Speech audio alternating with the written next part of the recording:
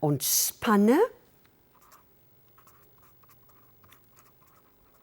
Hy lê in 'n ontspanne posisie of in 'n slapende posisie.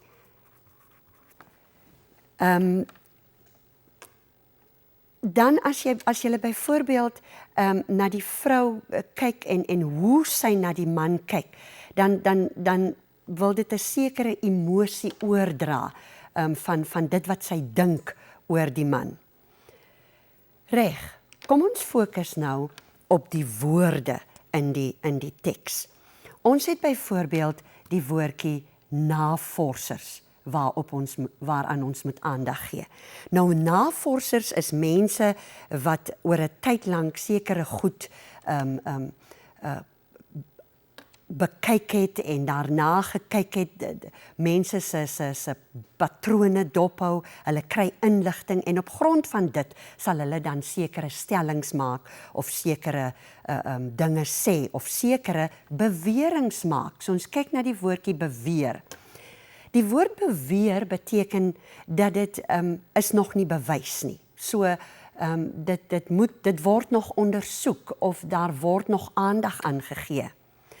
Dan byvoorbeeld die woordjie genoeg wat sê dat dit moet nie te veel wees nie. So die man moenie sy hele lewe lank verbyslaap nie, soos een van ons leerders opgemerk het. Dan byvoorbeeld die woordjie kan wat sê dit is nie verseker dat dit hoef te gebeur nie. Dit wil sê dit is nie 100% waar nie. Die woordjie slaap sê ja, dit beteken rus, dit beteken dat jy in jou bed slaap, dat jy soms op 'n rusbank slaap, maar nie altyd nie. Dan byvoorbeeld die woord gesondheid kan na jou fisiese gesondheid verwys, dit kan na jou liggaamlike gesondheid, jou geestelike gesondheid, jou emosionele gesondheid verwys. Dan die woordjie gewig het beteken natuurlik hoeveel jy weeg. Dit wil sê, is jy oorgewig, is jy ondergewig, weeg jy te veel, weeg jy te min, ensovoorts. Dan moet ons aandag gee aan wat die vrou in die praatborrel sê. Die woordjie daai beteken gewoonlik of verwys gewoonlik na 'n objek of 'n ding. Mense sal sê, bring daai boek hier, of bring daai koppie hier. So dit verwys nie gewoonlik na 'n mens nie. Dan byvoorbeeld, my man. So die man sê, die woordjie my man sê dat hulle is getroud. Die woordjie dieet beteken dat jy 'n eetplan volg, of dat jy reg eet, dat jy die regte kossoorte eet, nie dat jy lê en slaap nie. Dan 30 jaar sê vir ons dat dit 'n baie lang tyd is, dat die man al bedags nie gaan werk nie, maar dat hy slaap, so bedags slaap hy. Die woordjie bedags sluit dan juist daarby aan. Dan natuurlik, sonder sukses beteken dat hy nog nie maarder geword het nie. Hy het nog nie gewig verloor nie. Goed, so jy sal sien dat die spotprent handel oor mense, dit handel oor persone. So die spotprent, soos een van ons leerders opgemerk het, is sosiaal van aard. Dan byvoorbeeld, sal jy sien die manier hoe die vrou na die man kyk, sê vir 'n mens dat sy is nie baie ingenome met die manier hoe hy optree nie. Ons het byvoorbeeld nagelaat, en ek sien dit nou, om aan te dui dat die vrou ook baie gewig aangesit het. Dit wil sê dat sy en haar vriendin ook oorgewig is. En natuurlik daarvan is 'n bewys dat hulle die skingbord met tee en koekies wegdra. En natuurlik te veel tee en koekies geëet, daarom dat hulle oorgewig is. Nog iets waarop ek wil hê julle moet aandag gee, is byvoorbeeld hoe die rusbank op die voorgrond geplaas word. En natuurlik sluit die woordjie rusbank aan by die woord genoeg slaap in die kop van die spotprent. Die man lê ook, so dit sluit ook aan by die woorde genoeg slaap. Die feit dat die vrou sê die man het sonder sukses slaap hy al vir 30 jaar of rus hy vir 30 jaar of is hy vir 30 jaar op hierdie dieet, beteken natuurlik dat die woordjie bewering hier in die kop waar is, dat dit is nie bewys dat 'n mens gewig verloor as jy heeldag lê en slaap nie. Wel, ek dink ons het nou genoeg gekyk na ons spotprent en as jy nog goedjies kan aanvul, dan kan jy dit gerus intik of later met my kommunikeer as die les verby is en dan kan ons aandag daaraan gee. Ek het 10 vrae oor hierdie spotprent opgestel en ek wil hê ons moet vinnig daarna kyk. Moenie nou bekommerd wees as jy nie al die vrae kan neerskryf nie, want jy kan later weer inlog en dan kan jy na die vrae kyk en die antwoorde ook kry. Ek gaan vir jou wenke gee oor elke vraag. Die eerste vraag is: waarom word die rusbank so groot op die voorgrond geplaas? Wel, in jou antwoord wil ek hê jy moet fokus op die woorde in die linkerhoek van die spotprent. So byvoorbeeld sal die rusbank te doen het met genoeg slaap of die woordjie slaap. In jou antwoord moet jy dan daarna verwys. Dan nommer 2, verduidelik hoe die plasing van die afstandbeheerkontrole die betekenis van die spotprent beklemtoon. Hier moet jy natuurlik die betekenis van die hele spotprent in ag neem om te wys waarom die man met die afstandbeheerkontrole in sy hand lê, wat beteken dat daar baie min beweging sal plaasvind. Ja, so die man lê heeldag, so hy het 'n afstandbeheerkontrole nodig om die TV te stel of van kanale te verwissel. Die volgende vraagie is: watter bewys is daar, behalwe dat hy heeldag rus, dat die man ongesond leef? Hier moet jy kyk na die voorwerpe rondom die man. Kyk na ander voorwerpe rondom die man en baie naby aan sy lyf. Die volgende vraagie sê: hoe weet die leser dat die man soggens vanaf sy bed na die TV-kamer verskuif? Hier kan jy gerus aandag gee aan sy kleredrag en die voorwerpe rondom sy lêende posisie. Dit wil sê, jy gaan jou antwoord stel deur byvoorbeeld te verwys na wat hy aan het en waarop hy lê. Dan, watter woord in die spotprent beteken dat die navorsing nog nie bewys is nie? Hier gaan jy natuurlik kyk na die kop van die spotprent, want daar praat hulle van navorsing en wat die navorsers gesê het. Ons kan nie kyk na wat die vrou sê nie, want sy praat nie van die navorsing nie. Ons moet kyk na wat in die kop van die spotprent staan en dit sal vir ons 'n aanduiding gee van die woord wat beteken dat dit nog nie bewys is nie. Dan 'n volgende vraag: hoe hou die woord wat jy nou by 5.1 gegee het, hoe hou dit verband met wat die vrou in die praatborrel oor die resultaat van die man se dieet sê? Nou volgens die vrou bestaan die man se dieet basies uit om te rus. So dan sê sy daarna dat hy dieet sonder sukses. So hoe hou dit verband met die woord wat jy by 5.1 gegee het? Jy moet dus mooi dink as jy jou antwoorde gee oor hoe jy jou woorde gaan gebruik, jou taal gebruik om daardie antwoord te stel. As jy nie nou weet hoe om dit te stel nie, stel ek voor jy praat met jou onderwyser daaroor of jy vra vir my en agterna in die week wat kom kan ons daaroor kommunikeer. 'n Volgende vraag, nommer 6.1, hoe verwys die vrou na haar man? En hier moet jy slegs 'n woord uit die spotprent as antwoord neerskryf. Met ander woorde, jy gaan kyk na 'n spesifieke woord in die praatborrel. Dan by 6.2 moet jy kan sê wat impliseer Die woordjie impliseer beteken suggereer, wat word meer daardeur gesê. Dit wil sê die implisiete betekenis, nie die letterlike betekenis nie. Jy moet sê, wat dink die vrou van haar man as sy so 'n woord gebruik?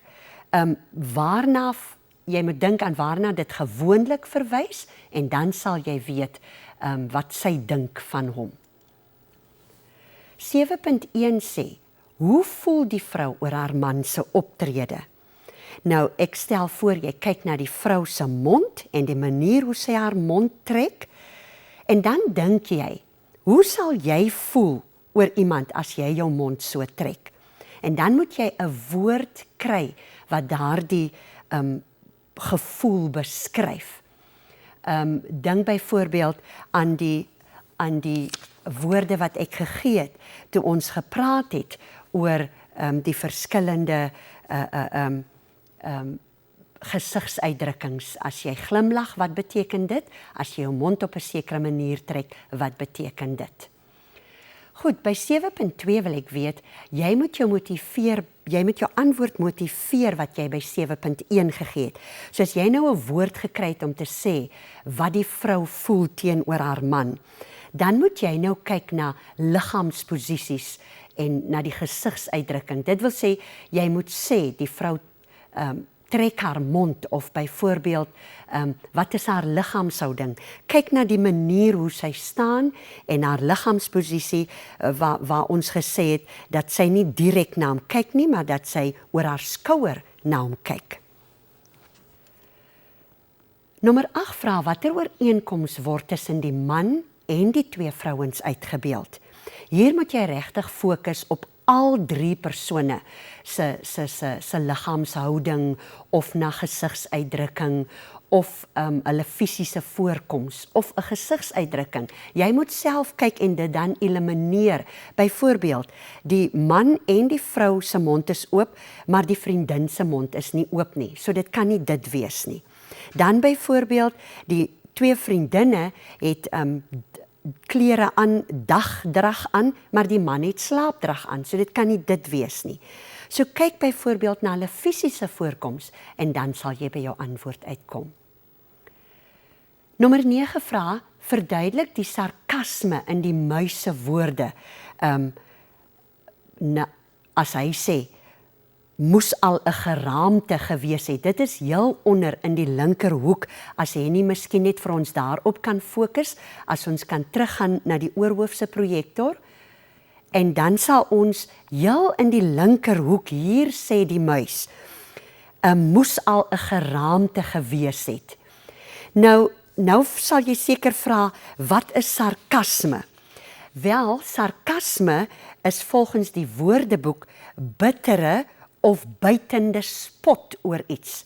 So hy spot met die man wat al 30 jaar op bedags nie gaan werk nie en op 'n dieet is, maar nog geen gewig verloor het nie. Inteendeel, dit lyk asof hy liewer gewig aangesit het. So nou moet jy kyk na waarmee spot die muis hier in hierdie gedeelte. As jy dalk vashak met die woordjie sarkasme, gaan kyk weer in ons dik HAT wat dit beteken, of byvoorbeeld in 'n boek wat stylfigure verduidelik, om te verstaan wat bedoel ons met sarkasme. Dan nommer 10. Jy mag dalk 'n vraagie kry wat sê, kies die korrekte antwoord om die stelling te voltooi. Die vraagie vra, die konteks van die spotprent is polities, ekonomies, sosiaal van aard. So jy moet nou gaan kyk na, het die spotprent te doen met 'n regeringsparty, of byvoorbeeld politieke leiers, of byvoorbeeld regeringsamptenare, of 'n regeringsinstansie. As dit te doen het met die ekonomie, wat geld behels en finansies behels, dan sal jy byvoorbeeld sê, dis ekonomies van aard. As dit gaan oor mense se lewensomstandighede, of byvoorbeeld die manier hoe mense leef, dan sal jy sê, dit is sosiaal van aard. So kyk nou weer mooi na jou spotprent en dan besluit jy self watter een van die 3 pas om die stelling te voltooi. Ek hoop julle die spotprent, die ontleding van die spotprent saam met my geniet. En nou gaan ons fokus op ons bronmateriaal.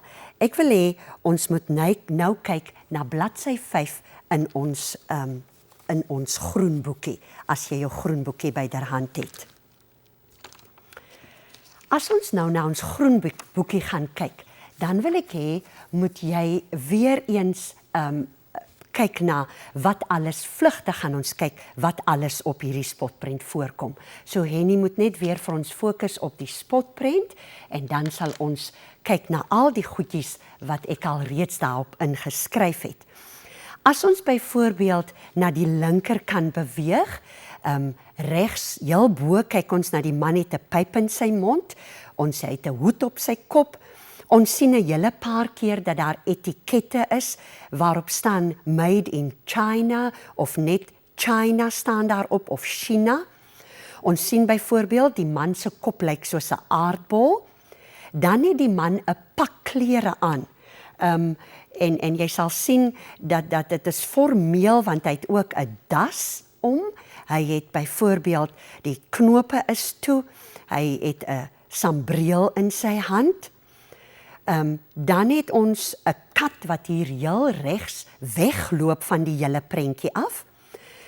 Die seun het byvoorbeeld 'n kortbroek aan. Hy lyk glad nie soos die man nie. Hy het ook 'n T-hemp aan.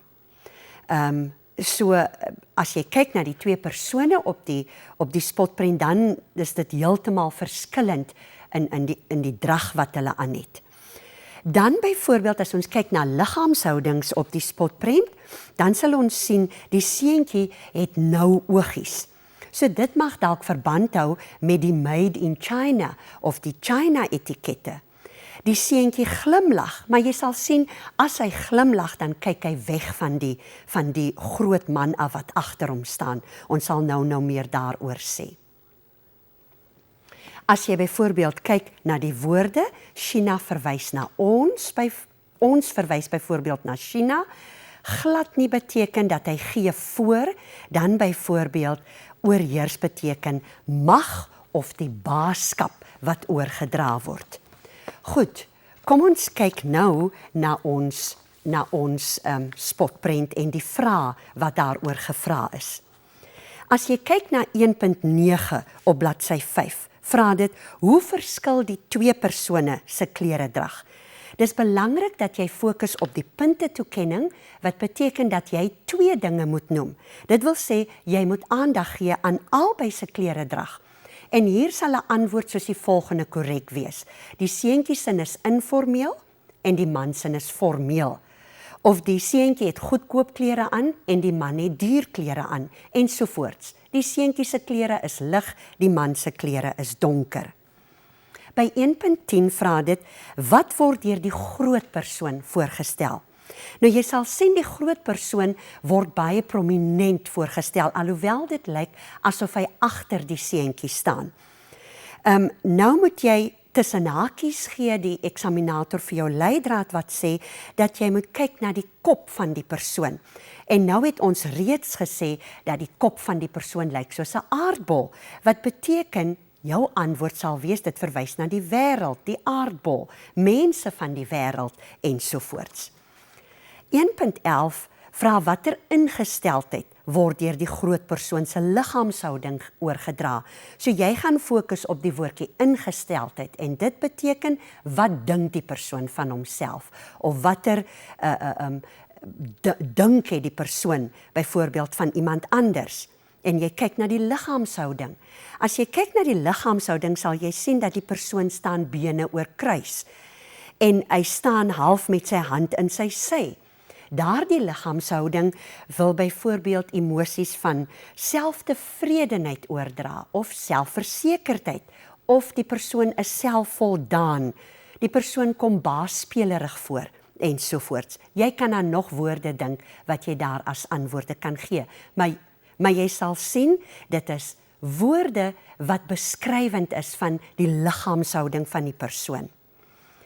1.12 vra, waarvan word China in hierdie spotprent beskuldig? So nou gaan jy wonder, maar waar praat hulle van China? Nêrens word die woord China in die praatbottel gebruik nie. Maar jy gaan byvoorbeeld fokus op wat sê die seentjie. Die seentjie sê, ons wil glad nie die wêreld oorheers nie. Nou het ons klaar gesê, die hele spotprent is vol etikette wat sê made in China en China. So outomaties, as hy praat van ons, verwys dit na China. So die woordjie oorheers het ons gesê, beteken dat dit wil mag voorstel. In jou antwoord sal jy byvoorbeeld sê, dat dit wil wêreldoorheersing voorstel, of baaskap in die tekstielbedryf, want jy sal sien, die etikette kom voor op klere, of byvoorbeeld ander voorwerpe soos die sambreel, as ook die hoed van die man. By 1.13 wil hulle weet, waarom is dit ironies dat die woorde in die praatbottel juist deur die seentjie gesê word? Ironies beteken die teenoorgestelde van die verwagte vind plaas. Ironie is wanneer jy byvoorbeeld sou verwag dat 'n groter persoon van China aan die woord moet wees, maar nou gebruik hulle 'n seentjie om hierdie woorde te sê. 'n Seentjie stel byvoorbeeld onskuld voor. 'n Kind wat praat sal byvoorbeeld sê dat ek weet nie eintlik wat aangaan nie. Ek weet nie eintlik waaroor alles gaan nie. So hulle gebruik spesifiek die seentjie om te sê dat die indruk word geskep dat dit wat gesê word sommer kinderpraatjies is en dat dit nie belangrik is nie. Die laaste vraagie is, die streepkat dra 'n kaartjie waarop staan trots Suid-Afrikaans. Wat word daardeur gesuggereer? Nou jy moet kyk na die posisie van die kat. Ons het gesê die kat loop weg van hierdie prentjie af, wat beteken dat hy wil sê moenie Chinese produkte koop nie, koop echt Suid-Afrikaanse produkte. Die feit dat hy wegloop, suggereer dan die kat draai sy rug op die Chinese produkte of op die Chinese mark en hy koop echt Suid-Afrikaanse produkte. Wel, ek hoop dat dit jou gehelp het om ten minste die vrae te beantwoord en nou wil ek 'n paar laaste wyse woorde gee. Moet niks in die spotprent miskyk nie. Neem alles in ag as jy 'n antwoord gee. Geniet die spot en die komiese aspekte. Dit help met die begrip van die spotprent. En dan moenie moed opgee op die spotprent voordat jy nog nie probeer het om te verstaan waaroor dit gaan nie. En heel laastens, jou woorde sê juffrou in jou ore, lees, lees, lees, lees. En nogmaals, lees. Hiermee groet ek uit die ateljee. Ek hoop jy die les saam met my geniet. Ons praat dan weer deur middel van ons internetkommunikasie. Baie dankie.